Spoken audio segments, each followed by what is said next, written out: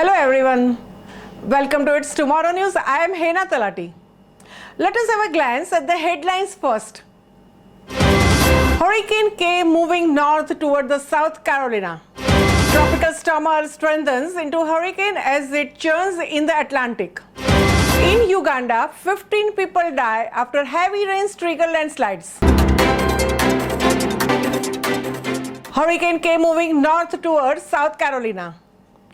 Hurricane Kane is moving its way north along the Mexico's coast and is expected to dump heavy rains on the southern California as it weakens to a tropical storm.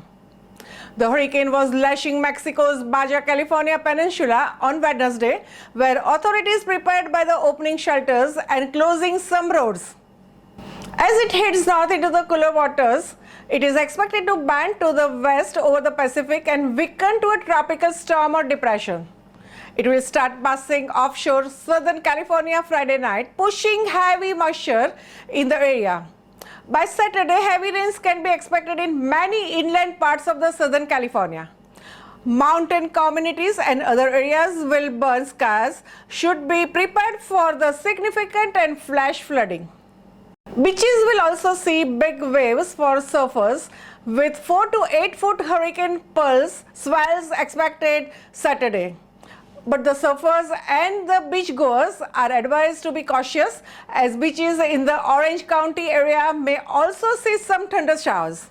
The rain will bring relief to the Southern California after the prolonged record-setting heat wave that has lasted more than a week. The rain will drop temperatures in the region down to the 80s and 90s. It is likely to bring 1 to 2 inches of the rain to mountainous communities starting Friday night, leading to a good possibility of flash flooding. Tropical storm Earl strengthens into a hurricane as it churns into Atlantic. Tropical storm Earl has strengthened into the Atlantic season's second hurricane and will likely to be major storm by the weekend. As of 1 p.m. Wednesday, the storm was located about 440 miles away from the Bermuda with maximum sustained winds of about 85 miles per hour, according to the National Hurricane Center. It is forecast to further strengthen into a daunting Category 3 hurricane with the gusts topping 125 miles per hour as it passes along the east side of the archipelago Thursday night. Earl's center is expected to pass to the southeast of the Bermuda in 48 to 60 hours. However, the size of the wind field of the tropical cyclone is expected to increase significantly, and Bermuda Weather Service has issued a tropical storm watch. From there, Earl is expected to shift slightly to the northeast and away from the inland. It is not expected to hit Florida. The Atlantic hurricane season stretches from June 1 to November 30th.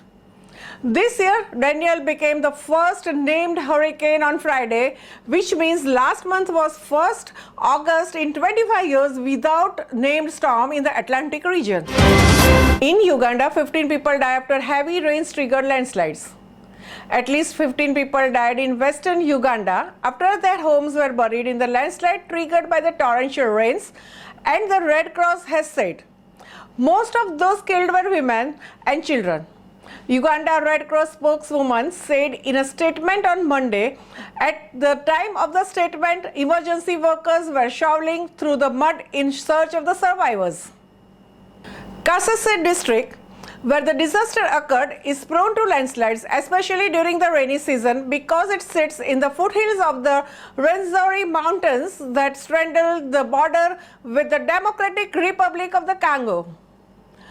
After a prolonged drought, heavy rains have fallen on much of the Uganda since last July, causing deaths and flooding and destruction of crops, homes and infrastructure. In July, flooding caused heavy rains killed at least 24 people in Bale district in the eastern Uganda.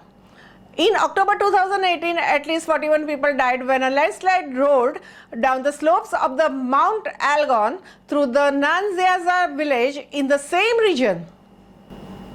The country's weather agency has warned it would be hit by the unusually strong and destructive rains in the August-December season and advised people living in the mountainous areas to be vigilant and evacuate to safer areas.